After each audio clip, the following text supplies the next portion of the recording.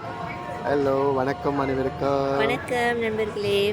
காசு சம்பாதிக்கிறது வந்து ரொம்ப கஷ்டங்க. ஆனால் செலவு பண்ணுறது ரொம்ப ரொம்ப ஈஸி.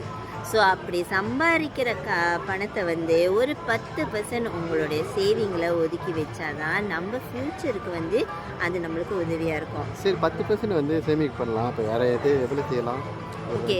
ஸோ 10%ல் வந்து நீங்கள் என்ன பண்ணலான்னா, கொஞ்சம் ஒரு 5% வந்து நீங்கள் cash for short term emergency யூஸ்க்கு, இன்னொரு 5% நீங்கள் என்ன பண்ணலான்னாக்கா கோல்டாக நீங்கள் சேவிங் பண்ணலாம். ஏன் சொன்னாக்கா, காசாக இருந்துச்சுன்னாங்க அக்கௌண்ட்டில் அது எப்படியாச்சும் நம்ம தட்டி எடுத்து யூஸ் பண்ணிடுவோம்.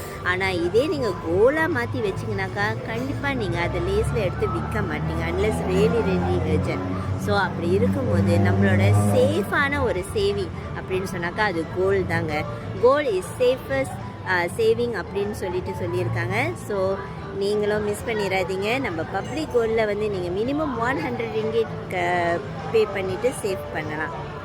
ஸோ மறந்துடாதீங்க, எங்களை ஃபாலோ பண்ணிவிட்டு இதை சேவ் பண்ணிக்கங்க ஃபார் ஃபியூச்சர் ரெஃபரன்ஸ்க்கு.